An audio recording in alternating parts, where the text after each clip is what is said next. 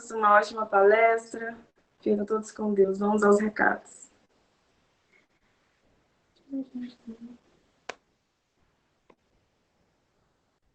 Paz e bem a todos. Sejam todos muito bem-vindos. Mais uma noite da Corrente do Bem, do Lar Francisco de Assis. Sejam todos, que todos se sintam amparados, acolhidos, abraçados em nossa casa. Como Francisco de Assis ainda, como todas as casas, estão ainda fechadas, estamos aqui nos reunindo, nos encontrando virtualmente, todas as quartas, todas as sextas e todos os domingos. Trazemos um convidado, onde estamos aqui orando uns pelos outros, onde aqui colocamos as nossas intenções, as nossas vibrações, para podermos nos fortalecer. Então, se você se sente em algum momento enfraquecido, se você se sente em algum momento precisando desse aporte, desse apoio espiritual, emocional, se conecte aqui com a gente na Corrente do Bem e passe quando você receber o convite, quando você souber que está chegando o horário da Corrente do Bem e que você identifica que há um amigo, alguém que precisa também receber essa vibração, seja você essa fonte de luz, essa fonte de ajuda, para poder passar para ele esse convite para estar conosco. Assim a gente forma uma grande corrente de paz, de luz, de oração, de fortalecimento. E hoje é aqui, mais uma vez conosco, o nosso querido amigo Marcelo Turra. Turra, seja bem-vindo. Daqui a pouquinho a gente passa para você poder bater aquilo que você rezou para a noite de hoje, para tudo aquilo que você foi inspirado para poder nos trazer nessa noite. E a proposta da Corrente do Bem, além de orar pelos outros, é para nos manter unidos, manter o nosso vínculo com o Lar Francisco de Assis. Muitos aqui estão conhecendo o Lar Francisco de Assis agora atualmente. Eu espero que vocês que estão nos acompanhando, possa estar conosco, possa poder sentir a vibração da nossa casa ali presencialmente, dar aquele abraço, quando pudermos nos abraçar de paz e bem, que a gente sempre se cumprimenta ao iniciar nossas atividades. E ao término sempre da Corrente do Bem, a gente faz a prece com a magnetização das águas. Então eu peço a vocês que peguem aquele copinho com água, aquela garrafinha, que no final a gente vai fazer a nossa prece. Quando nós estamos aqui reunidos, não tenham dúvida que a espiritualidade está aqui e visitando o nosso lar. É como se cada lar, cada um que traz o seu aparelho, o seu smartphone, o seu computador, conectado a essa corrente do bem, estivesse se unindo, criando uma grande rede e juntos estamos realizando um grande evangelho no lar. E vocês sabem que quando realizamos o evangelho no lar, a espiritualidade vem e nos visita. E é nessa hora que você deve também abrir as portas espirituais da sua casa, para que a espiritualidade entre e possa ali atuar. Mas se enquanto você estiver aqui, ouvindo a Corrente do Bem, vendo uma ambiência agitada, gritando, discutindo, ou fazendo outras coisas, e não estiver conectado aqui, infelizmente, você não vai abrir as portas espirituais da sua casa para que essa visita aconteça. Então, crie uma ambiência favorável para isso. E vamos agora à nossa prece. Só que antes da nossa prece, eu queria dar um recadinho. Nós estamos precisando de doação de cesta básica. Nós estávamos conseguindo, mensalmente, receber doação de cesta. Só que esse mês não tivemos. e estamos com as famílias que damos assistência, precisando, que a cesta já diz, cesta básica, vem um básico do básico. E essas famílias, a maioria são famílias volumosas. E a quantidade de alimento que vem, ele não dura 30 dias. Então, nós realizamos entrega de 15 em 15 dias, de 20 em 20 dias. E o que nós temos aqui são apenas pequenos alimentos, itens avulsos, para poder completar a cesta daquelas famílias que são mais numerosas. Então, a gente conta com a ajuda de vocês. Eu vou pedir que durante a exposição do tour, a equipe da divulgação coloque na tela o WhatsApp da nossa casa. Então, se você que está aí nos ouvindo se sentir e pode nos ajudar, mande um WhatsApp, manda uma mensagem para a nossa casa, dizendo que você pode doar, que um voluntário da casa vai, recolhe e traz para a gente. Que nós fazemos as entregas sempre nos finais de semana. Então, quarta até sábado, ainda dá aí para você nos ajudar em alguma coisa. Então, nós estamos precisando de cesta básica, estamos precisando de café, e pode ser café, 250 gramas, quanto você puder doar, porque algumas cestas não vêm com café, e é bom um cafezinho, né, de manhã, um cafezinho à tarde.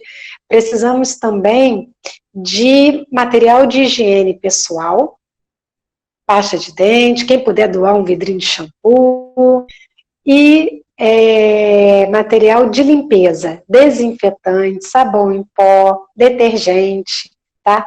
Água sanitária ainda temos, mas sabão em pó, desinfetantes não temos, e detergente. Quem puder, então, nos ajudar, entre em contato com a nossa casa. Então, vamos agora à nossa prece. Vamos, então, nos preparar a ambiência da nossa casa, para podermos iniciar essa corrente.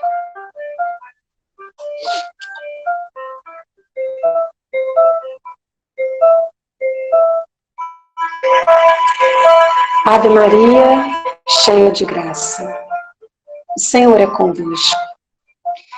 Bendita sois vós entre todas as mulheres. Bendito o fruto do teu ventre, Jesus. Santa Maria, Mãe de Jesus, rogai a Deus por nós espíritos ainda tão equivocados, agora e na hora do nosso descanso. Mestre Jesus, nesse momento da corrente do bem, unimos o nosso pensamento e intenção a todos aqueles que estão voltados a Ti e a Maria,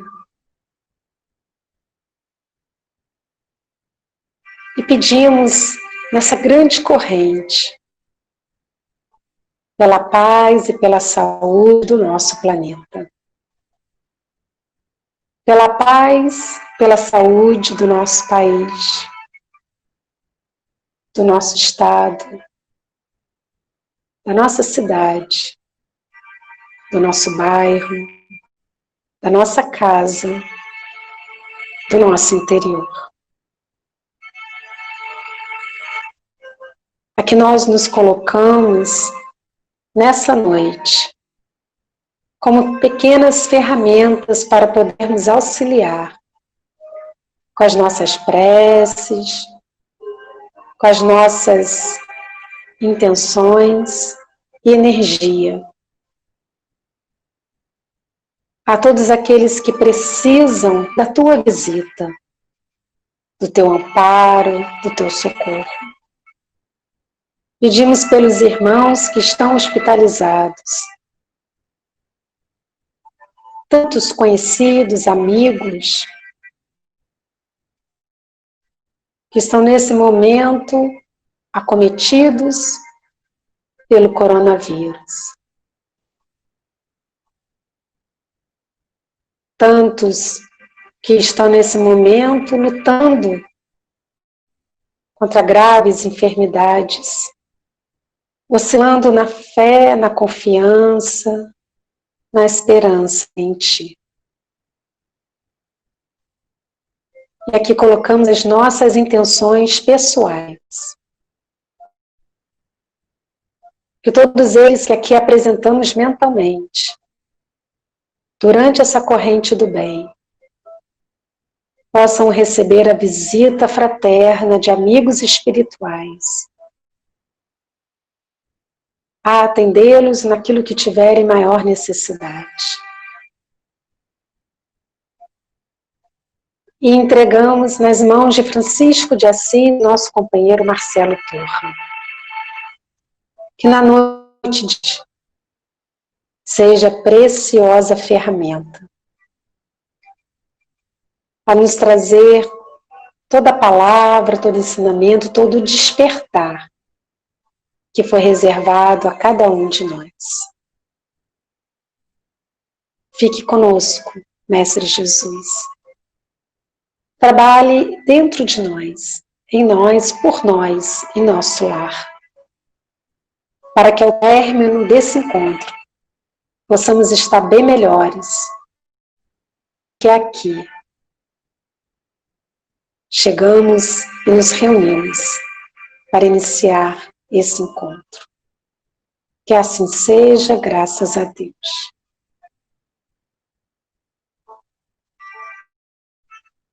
Burra, agora é contigo, querido. Pode desbloquear seu microfone, sua câmera e nos brinde já tá desbloqueada. com as suas palavras. Meu microfone está desbloqueado, minha câmera está desbloqueada. Eu não sei se eu já fui pro monitor, pro vídeo lá. Ótimo. Então é isso daí. Minhas irmãs, meus irmãos, meus amigos, hoje mais cedo, o Diogo nos ligou, nos contactou para que nós pudéssemos estar fazendo uma experiência com o sinal de internet e o celular que iríamos usar. Antes das 5 horas, um pouco antes das 5 horas, um urubu, ele sobrevoando perto da minha casa, do meu prédio, ele acertou um fio de alta tensão e derrubou umas fases de energia elétrica no nosso prédio. E aí nós ficamos com a sala com a internet funcionando, mas imaginamos assim, quando a Enel vier reparar, provavelmente nós vamos ficar sem energia. Nós corremos para o Trabalhador de Jesus, que sempre é esse lugar que nos dá suporte para nós podermos ficar reunidos, para nós podermos ficar juntos e podermos estar compartilhando com os nossos irmãos a mensagem que ora vamos levar. Eu gostaria de dizer que eu estou sentindo uma saudade física enorme dos companheiros. Estou sentindo falta de vê-los, de abraçá-los, de estar juntos. A gente está sentindo essa saudade. Mas ainda é necessário nós nos mantermos da forma que estamos, ainda é necessário nós ficarmos assim, ainda é necessário nós nos acharmos do jeito que está, até a hora oportuna de nós nos reunirmos outra vez. Uma ocasião, estivemos no Lar Francisco de Assis e dissemos que a primeira vez que nós fizemos uma palestra em público, nós falamos sobre Maria de Magdala. E é um fato, a primeira vez que nós expusemos numa casa espírita para o público foi Maria de Magdala. Mas antes de nós falarmos sobre Maria de Magdala, tínhamos uma reunião, participávamos de uma reunião mediúnica, onde semanalmente um médium era escalado para levar uma mensagem, ler e explanar um pouco sobre o texto. Eu nunca havia feito isso e sempre achei que teria muita dificuldade em fazer isso, quando o então presidente à época, o senhor César Augusto dos Santos, companheiro extremamente amado, responsável por nos dar a abertura e por nos fazer caminhar pelos primeiros passos da mediunidade aqui no Centro Espírita Trabalhadores de Jesus, nos pediu que falássemos naquela semana, e nós ficamos nervosos, eu fiquei muito nervoso, e não sabia o que iria abordar. O culto do Evangelho do Lar, que é uma prática habitual entre os espíritas, ele tem alguns livros que são verdadeiras obras preciosas, usadas como mensagens iniciais, páginas iniciais. Então a gente tem aquela série de Emmanuel, Vinha de Luz, Caminho, Verdade e Vida, Pão Nosso, Fonte Viva, e nós temos em especial um livro chamado Jesus no Lar, que foi enviado por um espírito, por Chico Xavier, por Néio Lúcio, espírito, no final da década de 40, 1949.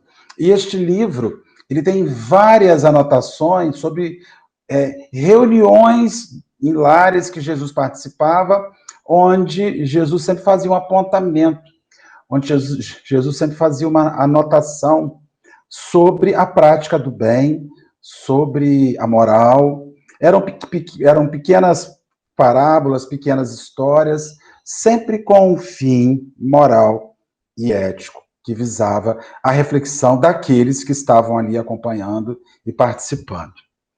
Então, a primeira vez que eu me levantei em público foi numa reunião com cerca de 11 companheiros, uma reunião reservada, mediúnica, e lemos e conversamos sobre o texto A Serva Escandalizada, o item de número 34 de um livro Jesus no Lar, psicografia de Chico Xavier, ditada por Néio Lúcio. Essa mensagem, ela me chamou para profundas reflexões, para uma época, para um momento, e sempre me leva a pensar muito, sempre me leva a pensar demais, esquenta a minha cabeça, no momento em que eu almejo servir, no momento em que eu desejo realizar, no momento em que eu desejo ser ferramenta do Senhor, mas eu começo a escolher o campo que o Senhor me usará como ferramenta. Jesus disse que nós somos ferramentas. O Mestre nos mostra, nos faz perceber que nós precisamos ser ferramentas úteis às suas mãos, às mãos dos espíritos superiores, para que a gente chegue onde exista a necessidade, para que a gente cumpra a nossa função. Entretanto, essa mensagem nos fala sobre a ferramenta que deseja servir, mas encontra grandes dificuldades com o tipo de solo que vai trabalhar, com o tipo de ambiente que vai estar. E é sobre isso que nós queremos conversar com os nossos companheiros na noite de hoje. É sobre esta reflexão que nós queremos chamar as ferramentas que nos assistem agora.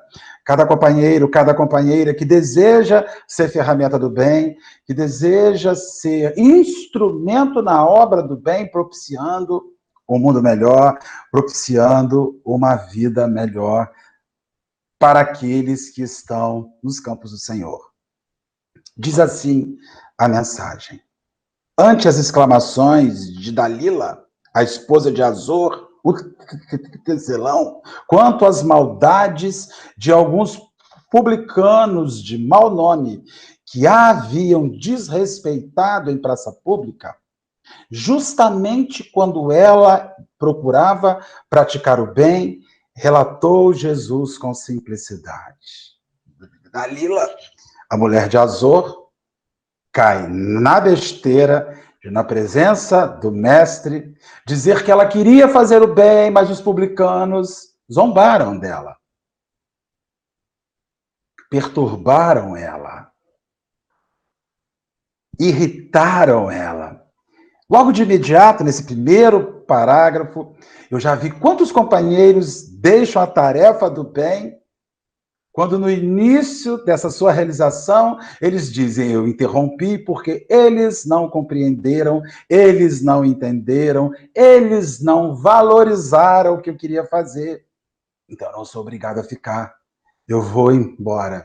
Jesus, então, ouve o lamento daquela mulher que queria praticar o bem, mas não foi bem recebida por aqueles publicanos na praça e zombaram e a perturbaram. Ele, então, conta uma pequena história. uma piedosa mulher, desejando ser mensageira do reino divino na terra, bateu às portas do paraíso, rogando trabalho. Eu acredito que as pessoas do bem, que as pessoas piedosas, que as pessoas que desejam fazer o bem, realizam isso diversas vezes, e nós vamos encontrar em Marcos, ao nos dizer, no Evangelho de Marcos, capítulo 11, versículo 24, ele vai nos dizer que todas as nossas súplicas hão de ser atendidas. Seja o que for que peçais na prece, credes que o obtereis e o concedido vos será o que pedirdes. A mulher rogou aos céus serviço. E o serviço, então, veio. Ela foi atendida cuidadosamente por um anjo que lhe recomendou visitasse uma taberna para salvar 2 homens bons, desprevenidos, que se haviam deixado embriagar. Foram dominados por insinuações insufladas por espíritos sombrios, espírito de trevas. No dia seguinte, porém, a enviada reapareceu chorosa, explicando ao anjo, ao ministro que foi enviado, ministro do Eterno, que não lhe fora possível satisfazer-lhe a determinação, porque o recanto indicado jazia repletos de jogadores a trocarem palavras obscenas e cruéis. O anjo então lhe disse: vá àquela taberna. Ali estão 2 homens que foram conduzidos inadvertidamente, levados por forças sombrias, por espíritos sombrios, para que se embriagassem. Vá lá e os tire de lá, os socorra, os auxilie, os ajude. Mas quando ela chegou lá, haviam homens jogando, falando alto, falando os impropérios comuns numa taberna, como são hoje nos bares cotidianos que uns os outros frequentam. E ela, então, quando ouviu aquelas palavras obscenas, quando viu a jogatina, se sentiu ferida, atingida e disse: não tive condição de ajudar. O pecado daqueles homens, os equívocos daqueles homens foram maiores que o socorro que eu precisava fazer. O anjo, então, olhou para ela e a mandou a um esconderijo em floresta próxima, a fim de socorrer uma criança desamparada. No outro dia, porém, a emissária regressou, alegando que não lhe fora exequível outro trabalho, porque a furna ocultava vários homens e mulheres seminus a lhe ferirem o pudor feminino. Então, como aspecto inicial, ela não pôde ajudar o embriagado que estava na taberna, porque havia jogo e palavras fúteis. No segundo aspecto, ela não pôde ajudar a criança, porque os homens e as mulheres que estavam em voltas, com pouca roupa e seminus, a agrediam na forma que ela se apresentavam. E o pudor que ela possuía bloqueou o serviço que ela desejava fazer. Quando eu vou vendo isso, vou me enxergando nessas palavras. E espero que os companheiros que nos ouvem neste momento se enxerguem nestas palavras, se observem nestas palavras do anjo que solicita, mediante o apelo que eu fiz, que você fez para que o trabalho viesse, e as justificativas que nós vamos apresentando por não lograr êxito naquilo que nos é proposto. Na terceira vez, o administrador celeste, sem desanimar, designou para auxiliar uma senhora agonizante. Mas decorridas poucas horas, a colaboradora voltou ruborizada ao ponto que tinha saído de origem informando que não pudera nem mesmo penetrar no quarto da enferma, porque na antecâmara o esposo da doente conversava com certa mulher de baixa procedência e projetava um assassinato para a noite próxima. Ela foi visitar a enferma, escutou seu marido tramando com uma mulher infeliz, para que na próxima noite pudessem ceifar aquela vida e provavelmente se consorciarem, se manterem reunidos. O prestimoso ministro do alto, embora com algum desapontamento, determinou-lhe o auxílio a 2 dementes situados num extenso vale de imundos. No dia imediato, a serva retornava, célere, esclarecendo que não conseguira alcançar o objetivo.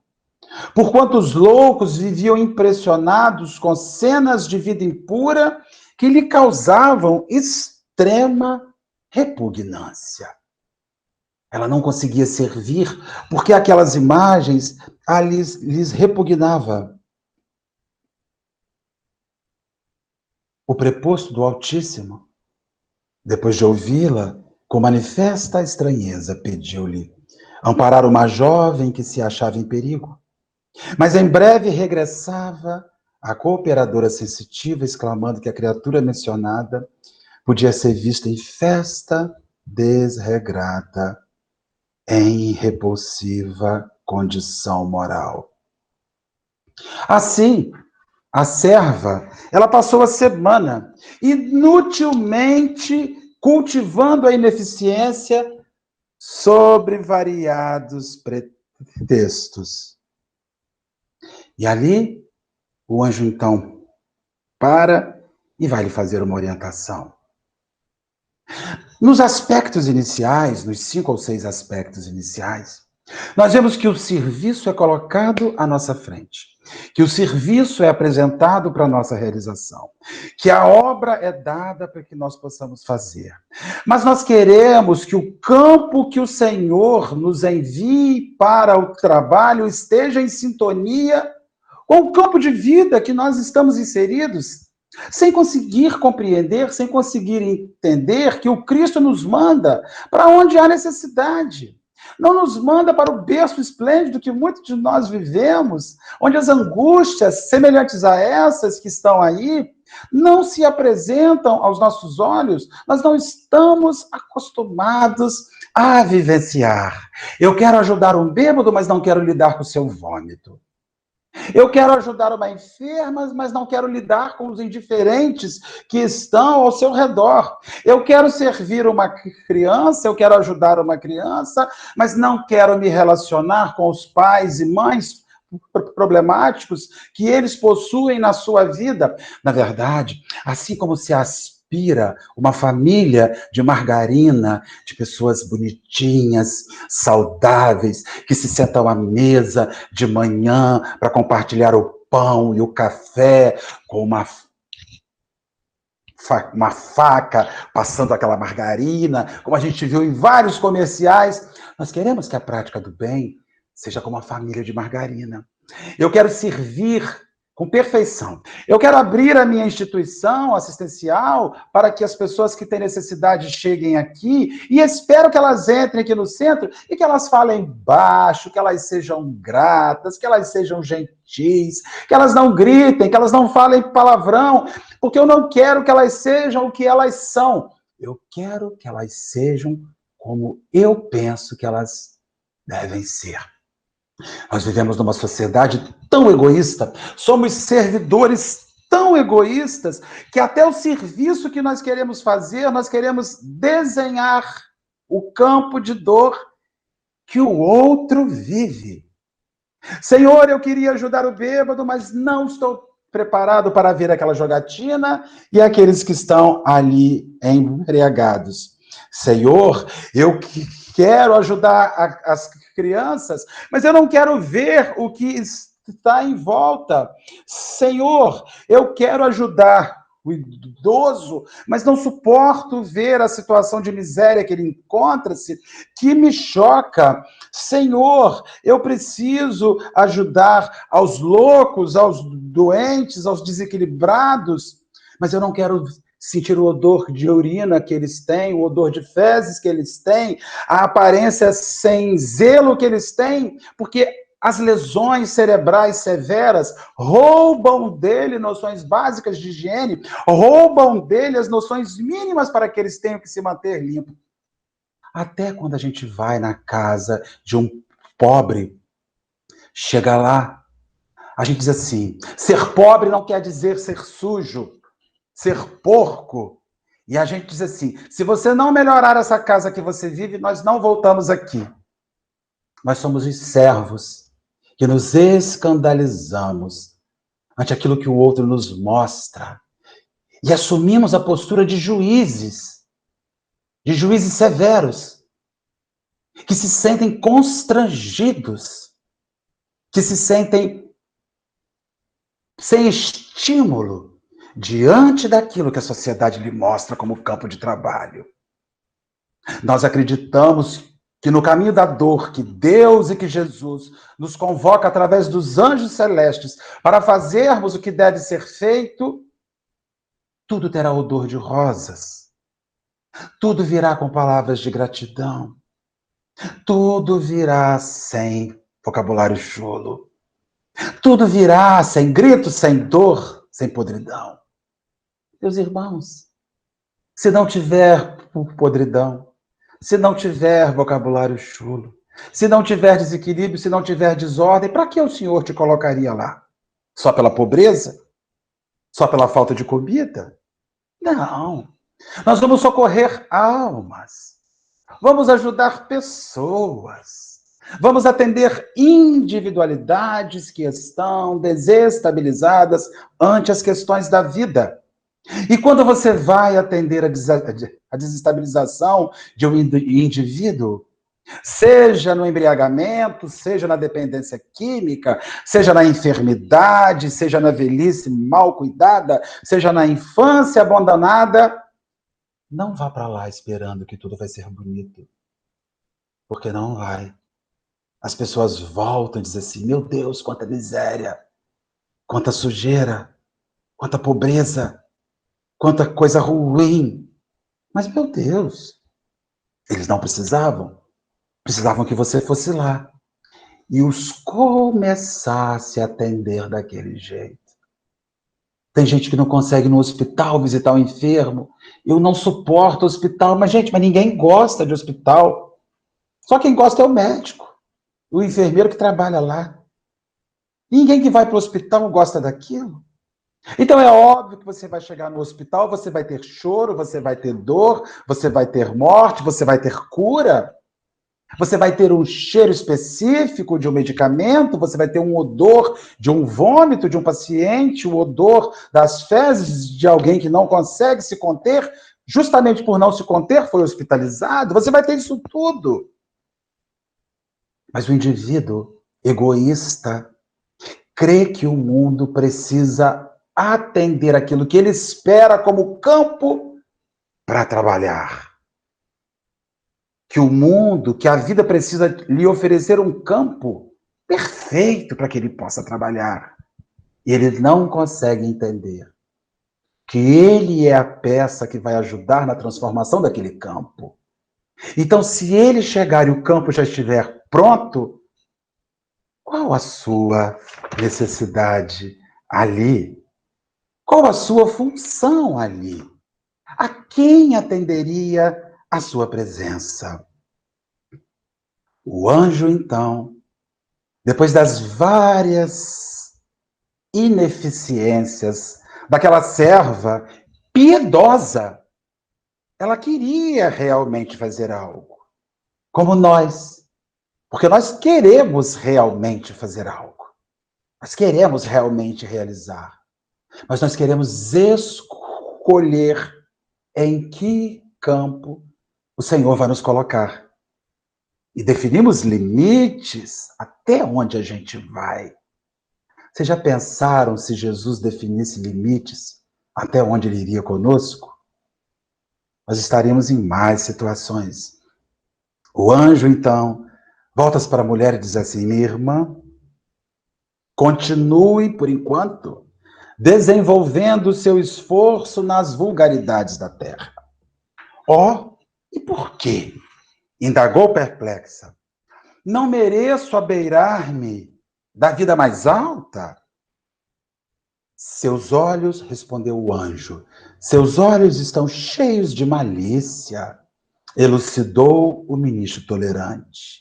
E para servir ao Senhor, o servo do bem retifica o escândalo com amor e silêncio, sem escandalizar. O servo do bem que se lança para o trabalho no bem, ele entra para fazer o bem e não observa o mal que está ao seu redor. E neutraliza aquele elemento que está ao seu redor. Porque o seu serviço é maior que a sua crítica para aquele momento. O mestre silenciou-se por minutos longos, depois concluiu sem afetação. Disse Jesus a Dalila, mulher de Azor: quem se demora na contemplação do mal não está em condições de fazer o bem. Encerra o Neo Lúcio. Os circunstantes entreolharam-se espantadiços e a oração final do culto doméstico foi pronunciada, enquanto lá fora a luz muito alva se desfazendo na treva noturna simbolizava radioso convite do céu ao sublime combate pela vitória da luz. Diz o Senhor, na psicografia de Neo Lúcio: quem se demora na contemplação do mal não está em condições de fazer o bem. O servo, o espírita, o homem de bem, que deseja piedosamente, que pede nas suas súplicas a Francisco de Assis, a Jesus de Nazaré, que pede as forças do bem, que roga a Deus, que roga ao seu anjo da guarda, que este lhe apresente um serviço. Se ele se detiver na realização deste serviço, contemplando o mal que deste serviço advém, ele jamais realizará o bem que precisa ser realizado. Ele jamais focará o bem que precisa ser realizado. Allan Kardec, no Evangelho segundo o Espiritismo, no capítulo 10, no item 10, vai dizer o seguinte: uma das insensatezes da humanidade consiste em vermos o mal do outrem, sem vermos o mal que está em nós. Para julgar-se a si mesmo, fora preciso que o homem pudesse ver seu interior no espelho, pudesse, de certo modo, transportar-se para fora de si próprio, considerar-se como outra pessoa e perguntar: que pensaria eu se visse alguém fazendo o que eu faço? Nós entramos em um lugar para fazer o bem, olhamos algo que não nos alegra, que não nos agrada, que não sintonizamos ou não queremos sintonizar mais com aquilo. Questionamos e criticamos o mal daquele companheiro porque aquilo vira uma ofensa para nós.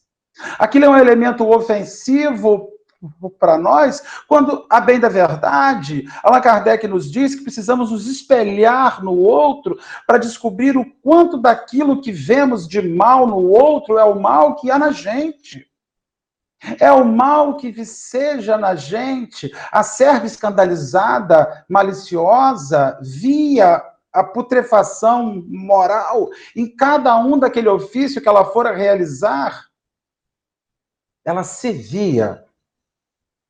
Porque aquela putrefação moral refletia o interior malicioso dela, que ela não tinha solucionado ainda. O servo que se escandaliza ante o socorro que vai fazer ao outro e encontra algo que o incomoda, encontra muito de si mesmo na situação que o incomoda. encontra o conflito que ele não resolveu, encontra a omissão a qual ele se lança, encontra o crime que ele ocultou para ele mesmo, dele. O outro que nos agride, que nos ofende, o outro que é o campo onde o Senhor nos lançou para o ofício de transformação, de reformulação e de renovação do mundo que ora estamos, ele nos mostra a nós o tempo inteiro através dele, onde estamos refletindo o tempo inteiro nele. Então, quando eu vou fazer um serviço do bem, quando eu me lanço a uma prática do bem em favor de uma pessoa, o bem precisa ser maior, o bem a ser feito precisa superar as críticas, porque as críticas serão fatores limitantes na prática da caridade. Quem deseja fazer a caridade e impõe para tal as condições, é o servo que se escandaliza ainda quando aquilo que ele propõe como serviço no bem não é atendido nos detalhes mínimos que ele espera. Quando nós precisamos fazer uma anamnese de sofrimento, quando nós precisamos listar todas as prerrogativas do outro para atender, nós não queremos servir. Nós queremos criar um campo favorável para nós não nos constrangermos ante o trabalho que, ora, precisa ser feito. Com efeito, como poderá, segue Allan Kardec, um homem bastante presunçoso para acreditar na sua importância, da sua personalidade e na supremacia das suas qualidades, possuir ao mesmo tempo abnegação bastante para fazer ressaltar em outrem o bem que o eclipsaria em vez do mal que exalçaria? Por isso, bem-aventurados os que são misericordiosos, porque ao pai de muitos vícios, o orgulho é também a negação de muitas virtudes. Quando nós condicionamos o serviço ao atendimento das nossas prerrogativas pessoais, nós nos colocamos maiores do que a obra. Nós nos colocamos acima da necessidade. O que irá acontecer? O ministro superior que nos deu, que nos ensejou a possibilidade de serviço, vai nos dizer assim: Marcelo, o tempo que você é chamado à obra do bem e que você critica aquele campo onde o Senhor te colocou, você deixa de realizar. E aí as pessoas começam a perguntar assim: mas então eu não devo nunca criticar, apresentar o mal do outro? Olha, nós temos agora que diferenciar. Quando nós vamos fazer um serviço para uma pessoa que tem limitações, ela precisa se ver com as suas limitações e aprender. Nós podemos orientar, mas nunca apontar o seu equívoco. Porque este equívoco é exclusivamente um gerador de mal para ela. Quando a crítica pode ser refletida? Quando a crítica a alguém ou alguma coisa pode ser repensada? São Luís, o Espírito, numa resposta que dá Allan Kardec, no mesmo capítulo 10, Bem-aventurados os misericordiosos, no item 21, Kardec faz a seguinte pergunta: haverá caso em que se convenha, se desvende o mal de outrem? Ou seja, há algum momento que Deus me dá o direito de criticar, de dizer algo sobre o mal que o outro faz? São Luís, então, dá a seguinte resposta: é muito delicada esta questão, e para resolvê-la, necessário se torna apelar para a caridade bem compreendida. Se as imperfeições de uma pessoa só a ela prejudicam, nenhuma utilidade haverá nunca em divulgá-la. Deus te coloca num campo da miséria. Deus te coloca num campo da doença. Deus te coloca no campo de um abandonado, seja idoso, seja criança. E a situação te sugere uma crítica àquele ambiente. Mas se aquele mal só faz mal àquela pessoa, silencia a sua crítica.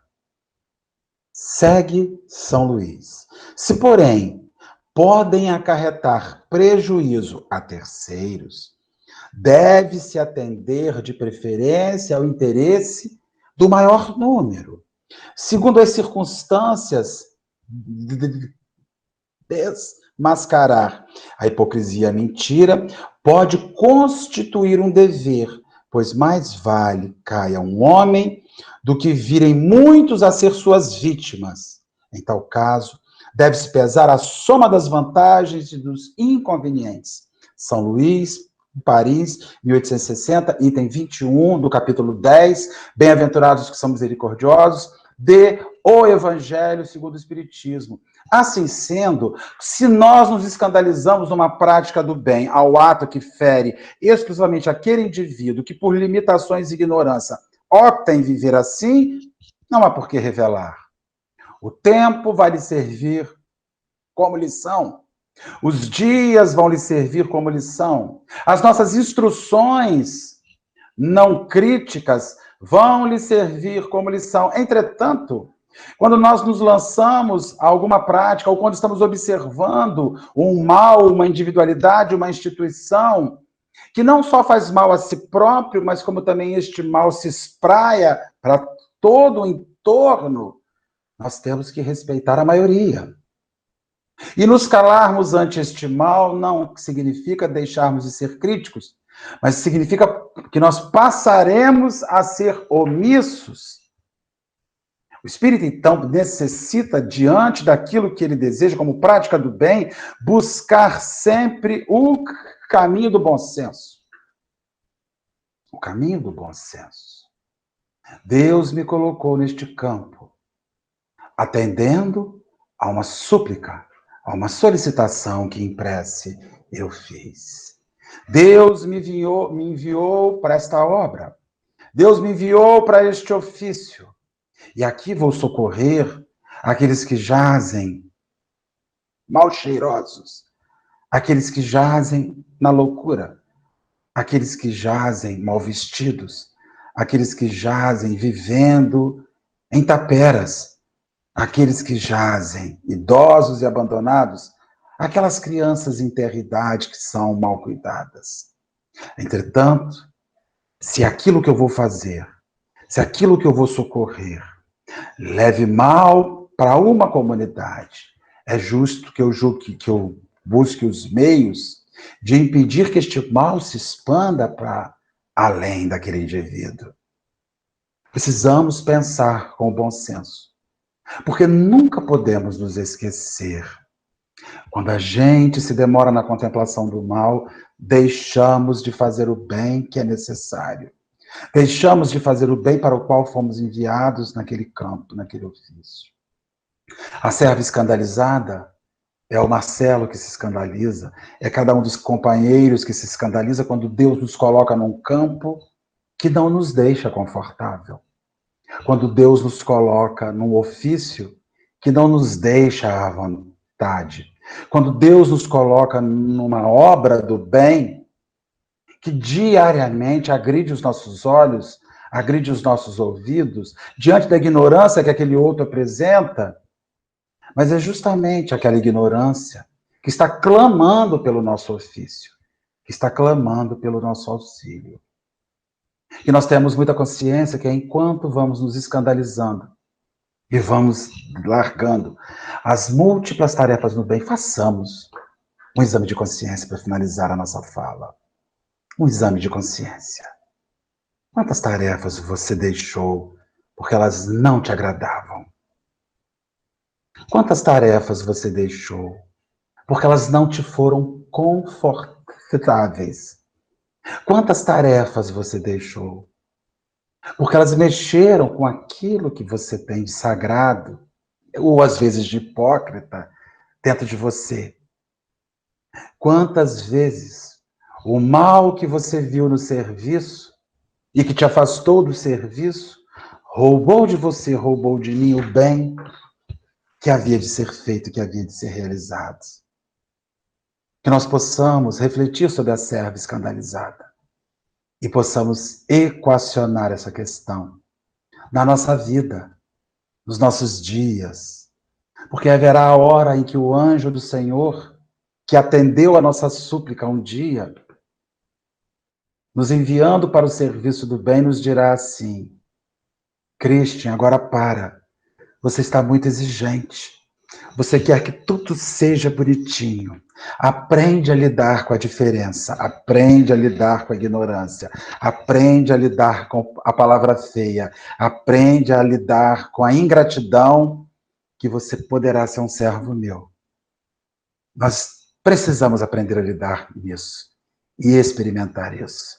Que Deus nos abençoe, que nós possamos aceitar a tarefa, olhando muito além do mal que ela nos mostra, mas olhando o bem que nós fomos colocados ali para fazer e para realizar. Que a serva escandalizada nos deixe, nos abandone a consciência, hoje e sempre. Muito obrigado aos companheiros por mais essa oportunidade, em nome de Jesus.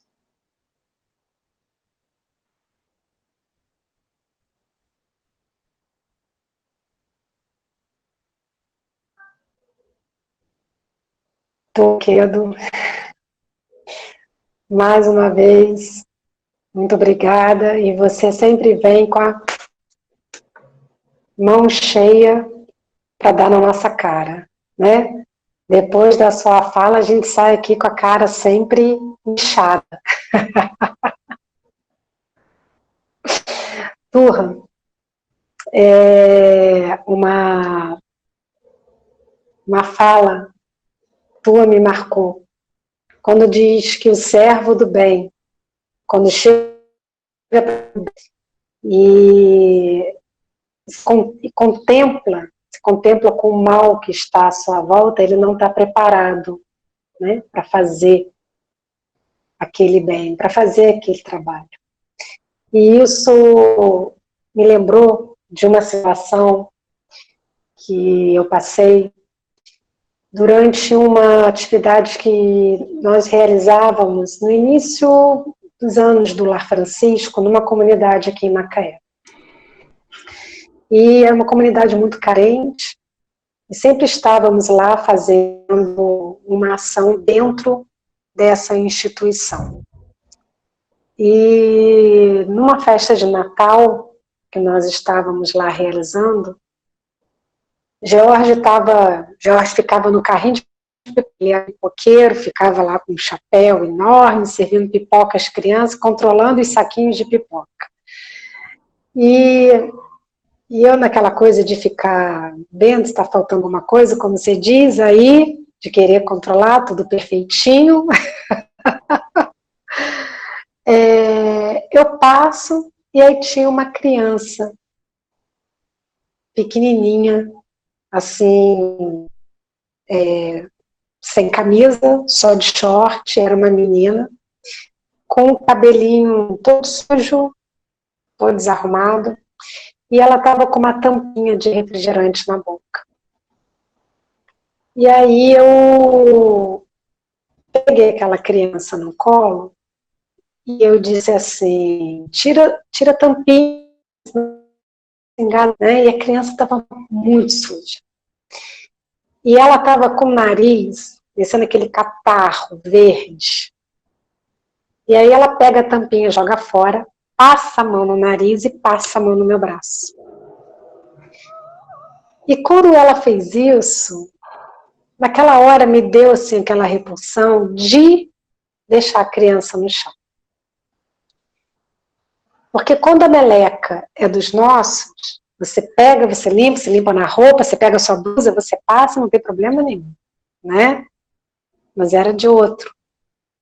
E era de uma criança suja, encatarrada, que estava ali, que não era minha, que eu não tinha vínculo. Nessa hora que passou esse pensamento, esse sentimento em mim, o Espírito se fez assim para mim. amar o belo é muito fácil.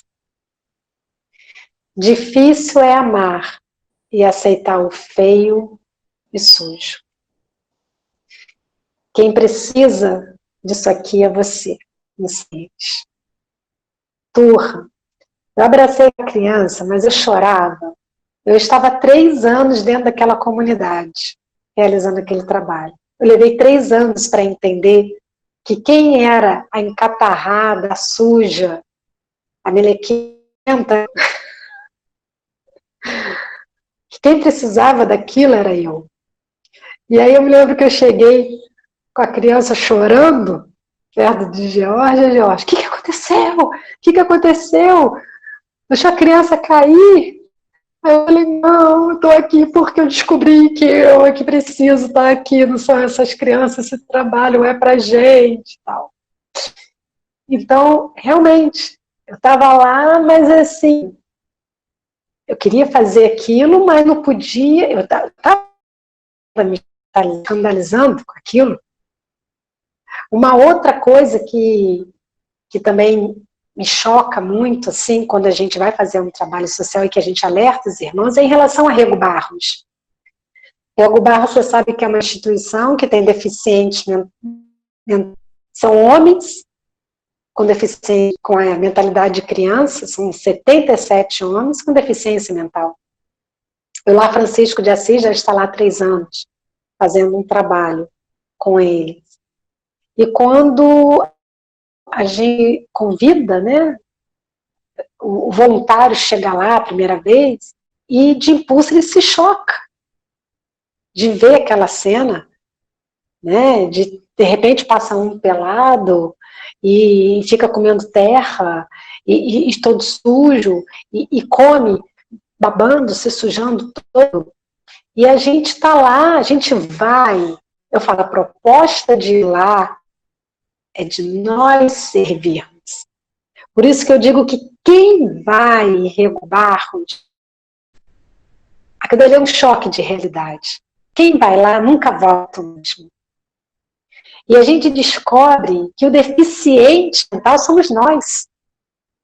Nós é que estamos com limitações e que achamos que somos feitos, trabalhadores e que estamos preparados para... E não é nada disso. Então, para quem deixa aí o convite, para quem quiser passar pela prova de ser um servo, saber se está preparado para fazer o bem, quando o Lar Francisco tornar, nos acompanhar lá em Rego Barros, será um grande exercício. Turra, nós temos algumas perguntas, tá? E eu vou passar para você. Primeira pergunta, tá bom? A Leila perguntou: Turra, você acredita que essa pandemia está fazendo com que nossos irmãos estejam despertando para mudar a maneira de praticar o que Jesus espera de todos nós, a verdadeira caridade? Sinceramente, não. Vou ser bem sincero com você, não acredito, não. Eu não acredito isso no momento em que a gente vê uma prefeitura dizendo abra o shopping, a impressão que dá é que sumiu o vírus, e as pessoas enchendo um shopping. Vai caminhar na praia, as pessoas enchendo uma praia. Eu moro em Cabo Frio, todos os bares da cidade lotados esse final de semana. Então, eu acredito que isso está chegando a um número muito pequeno. Há muitas pessoas querendo as suas vidas de volta e mais do que nunca, não estão suportando mais ficar dentro das suas casas, não estão suportando mais ficar com as suas famílias, não estão suportando mais lidar com seus filhos, não estão suportando mais lidar com seus entes queridos, estão desesperados voltando para a rua, dizendo que precisam de ganhar dinheiro, quando na verdade precisam fugir de casa. Você vê a quantidade de gente na rua se contaminando e levando isso para dentro de casa. Veja bem, se você não consegue parar para pensar no idoso que você tem, na sua avó, no seu tio, no seu pai, na sua mãe, que você pode ser o vetor, o veículo de conduzir para dentro do seu lar. Isso. Você vai pensar no pobre? Você vai pensar no interno de Rego Barros? Vai. Não vai pensar. Então, a gente está observando isso. Eu esperava mais das pessoas. Eu esperava mais compaixão das pessoas com essas enfermidades. Nós estamos com vários companheiros enfermos. Estamos com uma amiga vibrando por ela, querida Mariane, hospitalizada, com um pai de 90 anos, com uma mãe de 80 e pouco, uma tia de 92. Todos foram contaminados num acidente, eles dentro de casa. Então, quer dizer, essa falta de... Eu não estou vendo essa pandemia, realmente eu esperava. O que nós estamos percebendo é uma preocupação maior com relação aos mantimentos. As pessoas querem alimentar ao pobre, né? E querem que as pessoas que estão em dificuldade comam. Mas, moralmente, o egoísmo ainda está agraçando. As pessoas ainda estão muito preocupadas com o seu próprio umbigo. E a demonstração é o que elas fazem. Nas ruas, um total não respeito às instruções, né, dos órgãos ligados à saúde. Infelizmente, eu esperava que esse vírus fosse nos educar mais. Tem outra aqui. Nossa companheira Marina. Turra, e as crianças que são dependentes de genitoras em situação de limitação e ignorância? Como proceder frente a questões de saúde e higiene que exigiriam ação emergencial? Olha, nós temos um regulamento municipal, nós temos o CREAM, nós temos os núcleos municipais, nós temos os órgãos de assistência social. Se você vai e leva um auxílio, primeiro você tem que se perguntar se você é assistente social, se você é enfermeiro, se você está habilitado a orientar uma pessoa, a fazer uma higiene, a fazer um trabalho assistencial. Normalmente o que a Casa Espírita faz é um trabalho assistencialista. Toda Casa Espírita, ela busca pelo trabalho assistencialista, ela vai lá e ela leva um material. Mas a Casa Espírita não tem por prática, até porque isso não é uma função dela, dar a vara de pescar. Ela dá o peixe. Né? Há casas que se organizaram para montar alguns bancos de emprego, tem um assistente social que auxilia nessa organização social de famílias que estão em desorganização, tem um enfermeiro, tem um médico, tem alguém que vai lá e que passa essa orientação. Agora, nós, se chegarmos ali e vermos algo que não atente, que fuja, nós temos que procurar um órgão público responsável por criança, responsável por idoso, e não é fazer a denúncia, porque a palavra não é denúncia, mas é informar ele. A gente fala em denúncia, toma logo um susto com essa palavra, né? Eu fui em um lugar, cheguei lá e encontrei uma mãe que é dependente química, cuidando de um bebê, um pai alcoólico cuidando de um bebê. O meu senso crítico diz que eles estão inaptos para fazer aquilo. Mas eu não posso tomar atitude nenhuma diante deles. Eu tenho que procurar um órgão público que vá lá e faça uma análise técnica, uma análise profissional. Inclusive, por quê? Quando eles fizerem essa análise, eles vão fazer um andamento sobre isso. Você que faz a crítica, está apto a fazer o andamento? Você que critica uma casa suja, está apto a ir lá fazer a faxina? Orientar sobre a faxina? Você que critica uma roupa de cama podre, você já parou para pensar que a pessoa não lava a roupa de cama porque ela não tem água encanada na casa dela? E que a água que ela vai ter que caminhar, às vezes, 100, 200, 300 metros, vai dar para ela se alimentar e saciar a sede? As pessoas estão numa linha de miséria, muitas vezes, porque elas não sabem como fazer. Então, fazer a crítica, mas não orientar, fazer a crítica, mas não apresentar uma forma de transformação, fica só a crítica vazia, que São Luís faz. Crítica vazia. Se você quer realmente ajudar, você tem que segurar na mão e caminhar junto. Eu não sei por que lado eu vou, porque é uma coisa que vai além. Busque quem possa me ajudar como caminhar com ou levar para quem possa socorrer.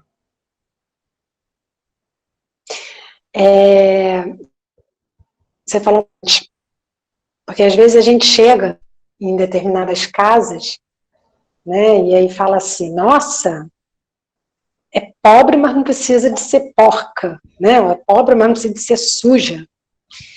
E como que cozinha numa cozinha dessa? Como é que essa criança vive numa casa dessa? Então, por isso que nós estamos pedindo material de limpeza.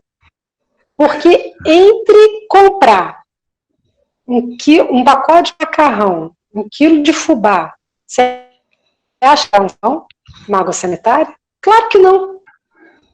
Então, é por isso que a gente pede, para que na hora que formos levar o alimento, possamos levar também o material de limpeza. Chamou muita atenção uma família que nós fomos entregar a cesta básica, e ele olhou e falou assim, nossa, até papel higiênico veio. Que eu pensei, não devia ter papel higiênico em casa. Isso é luxo, minha amiga, e perdão te cortar, isso para essas famílias é luxo. Sabe quanto custa um vidro de Veja? Que a gente não vive sem ele na cozinha para desengordurar? Custa R$7 aqui em Cabo Frio, um vidro de Veja. O cara, entre comprar um vidro de Veja e comprar farinha e fubá, ele vai comprar o quê? Você limpa a sua casa e deixa ela limpa, imaculada, só com uma barra de sabão de coco? Quanto produto, quanto bom ar você gasta ali?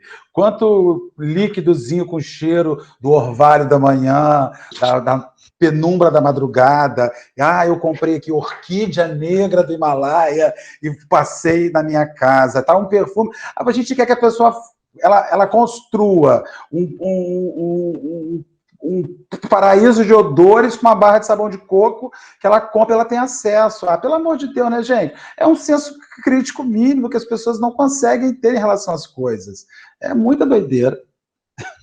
Inclusive, nós vimos um artigo que falava sobre, na questão de doação de material de higiene, de não ir absorvente. E que a maioria, grande parte de mulheres em comunidades usavam, né, pano ou até miolo de pão. Eu fiquei pensando, porque quando chega o nosso período menstrual, nós já ficamos irritadas, né, e temos condição de comprar um absorvente. Você imagina água para tomar banho, né? Adolescente para tomar banho, vai ter que usar miolo de pão. Talvez bota o miolo de pão como se fosse um absorvente interno. Cara, aquilo me chocou tanto, tanto, porque era uma coisa que eu nunca tinha parado para pensar. Nunca.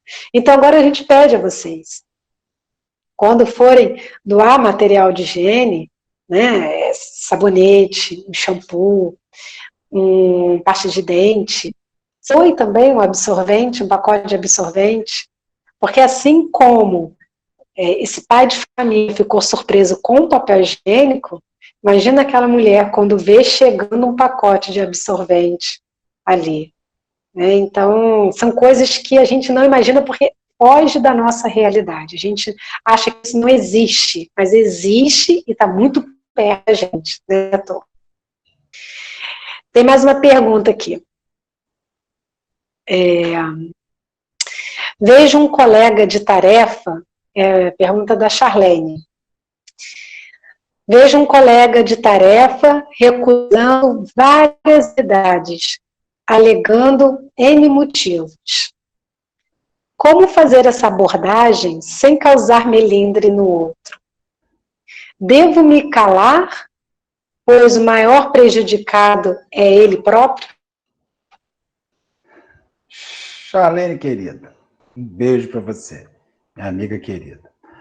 Olha, meu amor, primeira coisa que nós temos que ver é o nível de aproximação que nós temos da pessoa. Por exemplo, eu sou um sujeito que escuto qualquer coisa que você quiser me dizer e vou filtrar. Tem gente que não. Normalmente essas pessoas, elas têm grande dificuldade. Então, a gente vai orando, e vai perguntando a ela, eu acho interessante você perguntar a ela o que ela espera da tarefa. Qual é a tarefa que ela espera, né? Agora, nós não podemos nos esquecer de uma frase que abre o livro Nosso Lar. Quando o servidor está pronto, o serviço aparece. Tem servidores que não estão na hora ainda. Eles querem estar, eles estão ali, piedosamente, bondosamente, movidos pelo desejo, mas muitos têm medo de enfrentar o seu próprio reflexo nas angústias que vão tratar. É muito difícil você ir para uma reunião mediúnica. Vamos para o trabalho mediúnico? Opa! Aí você chega lá e começa a ouvir os espíritos. E cada comunicação você se vê nela. As primeiras vezes que eu fui, eu falei assim, esse espírito sou eu amanhã. Parecia que ele me dizia assim, Marcelo, isso aqui é você amanhã. Eu ouvia as comunicações dos outros companheiros e me via, Cristian. Não sei se você passou por essa experiência. Eu me vi em tantas mensagens, eu me via, aquilo ali me angustiava, porque eu fui me descobrindo na comunicação do outro. Quando você vai lidar com um assistido que está em situação de sofrimento, um miserável, e você vai descobrir o quanto de comida você joga fora. Você chega numa casa que destampa uma panela, tem uma concha de arroz. E você se lembra que você esqueceu inadvertidamente a panela de arroz, que azedou. Aí você fez o quê? Descascou alho, bateu alho, refogou e fez mais arroz, porque na sua casa sobra. Então, estragar, quando você joga fora um tomate que apodrece, quando você joga fora uma maçã, quando você não come comida do dia seguinte, tem gente que não come uma comida requentada. Aí você começa a visitar essas pessoas que comem até... O Christian, há alguns anos, eu li uma reportagem de um depósito de um lixão em Recife, se eu não me engano foi em Recife, que foi descoberto nesse lixão que até resíduos hospitalares eram levados para lá. Então, tinha ali restos humanos, mamas mastectomizadas que eram jogadas naquele lixão. E descobriu-se que tinha gente comendo aquela mama cancerosa. Era a proteína que eles levavam para casa, como carne. Então, você não acredita que tem gente que faz isso, mas tem. Vá visitar um depósito de lixo, dos que você vai conhecer. Não os aterros sanitários bem elaborados, mas um depósito de lixo. As pessoas comem o que brota na frente. Então, quando você vê aquilo e você vê o quanto você desperdiça, você vê o quanto você não respeita, você vê o quanto você compra além, você vê o quanto você exagera, o quanto de comida vai para o lixo, o quanto de comida não é aproveitada, você sofre. Claro que sofre, não quer ficar naquilo. Sabe, quando você vê que você dá 150 mil reais num carro, que é um direito seu, e você vai para um lugar que o cara não tem 70 para comprar uma cesta básica, isso mexe com qualquer pessoa. Você fala assim, meu Deus, quantas cestas básicas eu estou andando em cima dela? Então é impossível você não ficar... Então é por isso que as pessoas não ficam, Charlene, porque elas começam a descobrir que o bom servidor, se não botar essas coisas numa balança, ele não está aprendendo de fato sobre a sua vida, o que excede na sua vida, e ele não está aprendendo sobre o que falta na vida do outro. Por isso que é tão difícil chamar pessoas. Porque as pessoas não querem se enxergar ali, elas não querem se descobrir, não querem saber a verdade das suas vidas naquela situação. Certa vez eu cheguei numa família e me chocou muito também. A mãe estava com uma das crianças hospitalizada e as outras crianças estavam com um tabuleiro com farinha. Aí o mais velho colocava óleo, sal, misturava, fazia uns bolinhos e dava para os irmãos comerem. Eu confesso para você que eu fiquei, depois daquilo, uns 2 dias sem conseguir me alimentar direito. Porque quando eu ia tomar o café da manhã, eu pensava naquelas crianças que só tinham aquela farinha com óleo para poder comer. Sabe? Então, assim, é um choque de realidade muito grande. E é como Santo Agostinho, né, nos orienta, de se colocar no lugar do outro.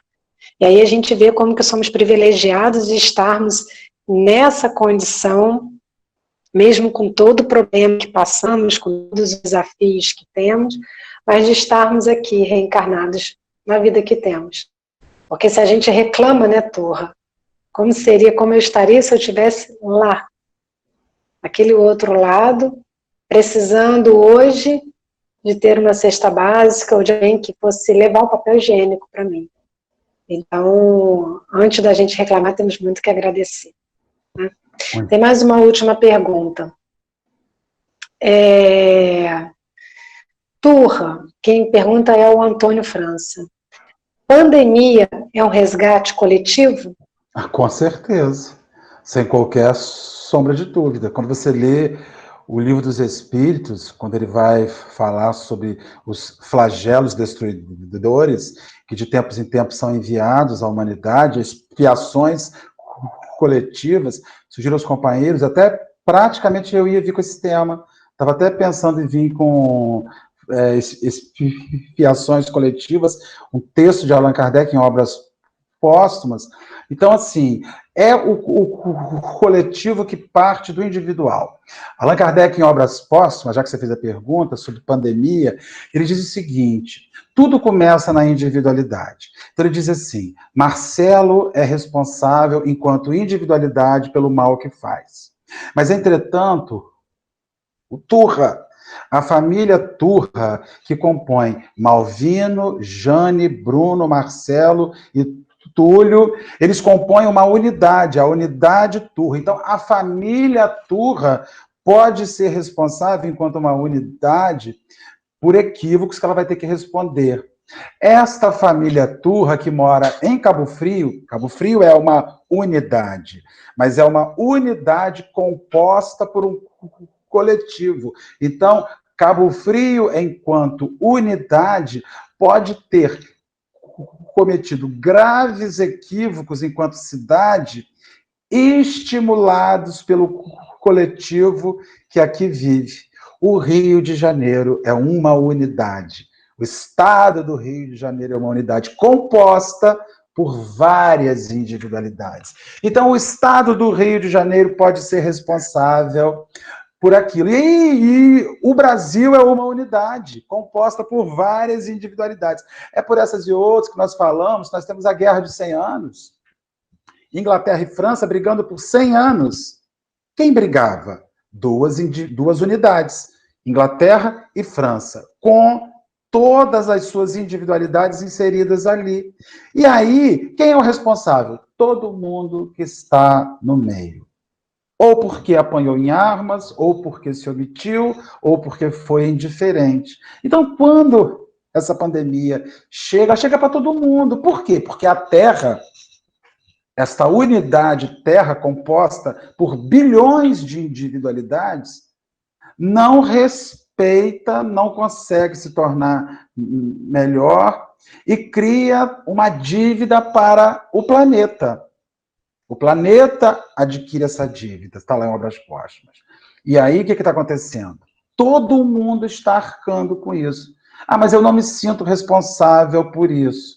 Você pode até não ser ruim, não ser responsável, mas você está ali responsável por equilibrar os desequilibrados, por atender aos doentes, por alimentar aos famintos, que em meio a toda essa desordem está acontecendo. Então, quando a gente fala em resgate coletivo, dá a impressão que está todo mundo no mesmo barco, nesse resgate, e não está.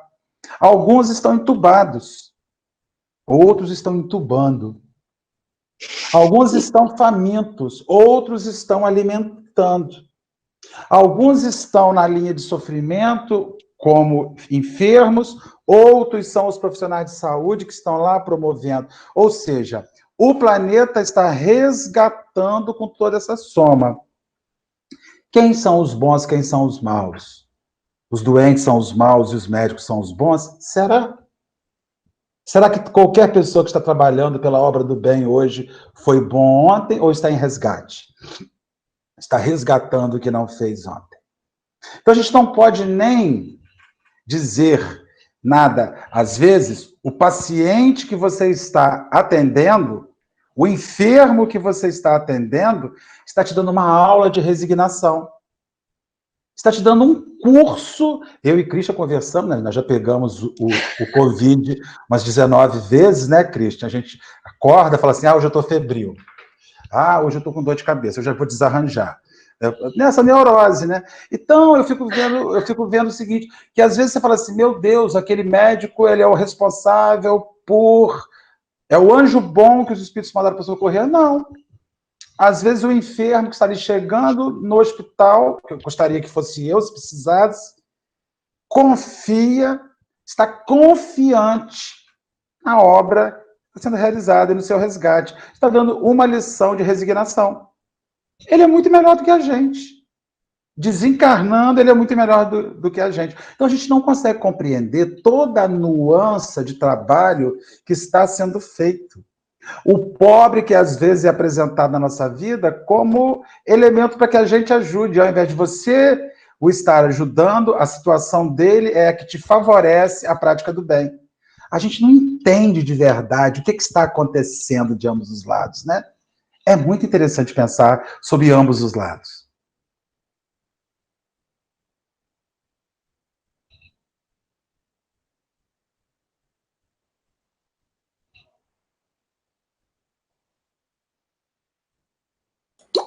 Christian, seu microfone está bloqueado. A gente está aqui nos bastidores dizendo assim, tem mais pergunta? Só para a gente poder ficar ouvindo Turra mais um pouco, né? E estão procurando aí no YouTube, no Facebook, não temos mais perguntas. Graças a Deus, nada, a gente adora. Mas não tem problema. Em julho agora o lar está fazendo 9 anos e Turra vai estar conosco no dia 29 de julho, no dia que o lar completa 9 anos.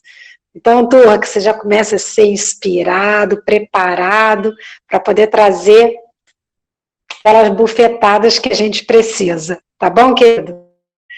Gratidão mais uma vez por estar aqui conosco. Grande beijo e a gente vai se falando para ver os nossos sintomas diários. Beijo, querido. Gente, então, depois desse encontro maravilhoso com Turra, né? Turra sempre vindo puxão de orelha na gente, batendo mesmo de mão cheia, cara, para que a gente acorde. A gente fala assim de uma maneira descontraída, mas realmente é um sacode. Eu espero que depois desse bate-papo possamos refletir, possamos olhar sobre a nossa postura para com o próximo, sobre a nossa postura de como estamos, né, nesse chamado que estamos tendo para sermos úteis, para servir, e de dizer, eu não quero ser o mesmo. Eu quero sair desse período de recolhimento, de quarentena, diferente. Eu quero ter olhos de ver, eu quero poder olhar o outro. Então, que a gente possa se observar e ver se realmente estamos sendo aqueles servos que dizemos ser, se estamos realmente praticando o Evangelho como acreditamos e pregamos, né? Que é muito fácil na teoria, na prática é completamente diferente. Então, gente, fica o convite para quem puder nos ajudar com material de limpeza, com material de higiene pessoal, com cesta básica, mande um WhatsApp para o número do WhatsApp do Lar. Esse número só recebe mensagem, não adianta ficar ligando, é só mensagem mesmo. E tem um voluntário para poder responder, e nós vamos recolher a doação para podermos fazer a entrega no final de semana, tá bom?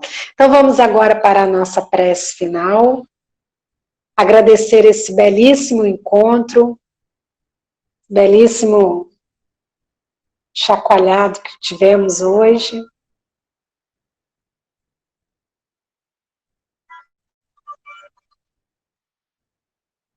Vamos agradecer a Jesus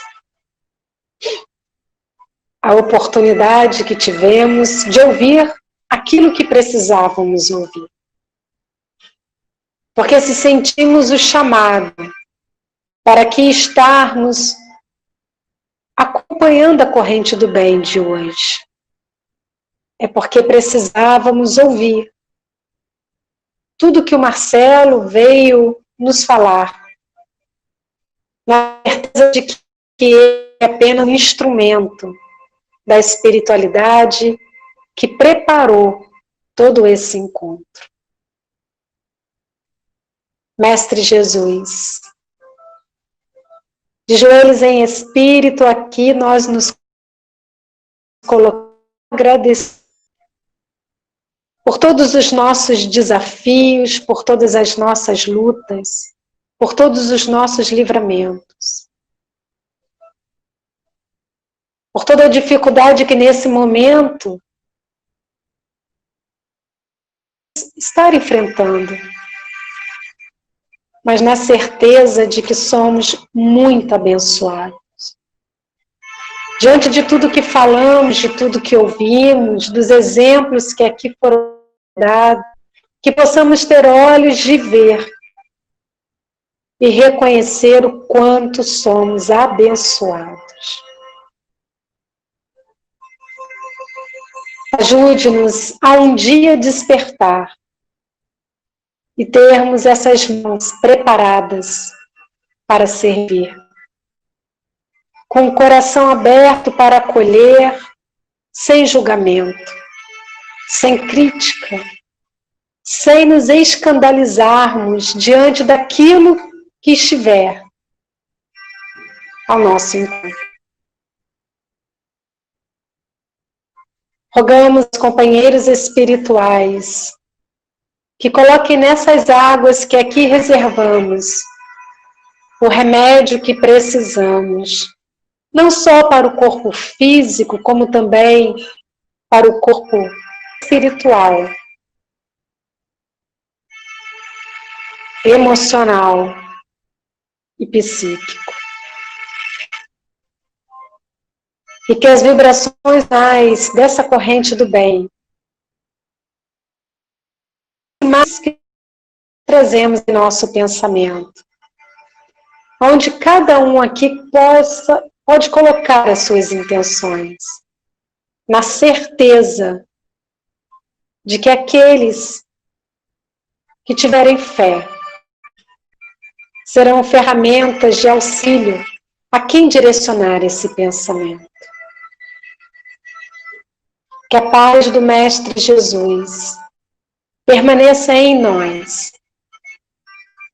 permaneça com aqueles no qual direcionamos as nossas intenções, e abençoe a todos os lares que aqui estiveram reunidos na noite de hoje, de mais uma bela corrente do bem.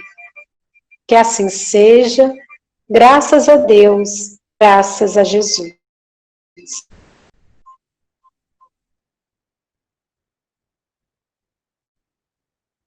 Então, gratidão a todos mais uma vez pelo encontro de hoje. Aguardamos vocês sexta-feira para um belo encontro que teremos aqui, onde receberemos pela primeira vez aqui na Corrente do Bem, Jean Paul, que tem um canal no Instagram chamado Um Gay Espírita, onde estará falando sobre espiritualidade e sexualidade. Se você acha que o tema será interessante para algum amigo, para uma família, convide para poder estar conosco aqui na sexta-feira. Um grande abraço a todos, gratidão, paz e bem, e até sexta.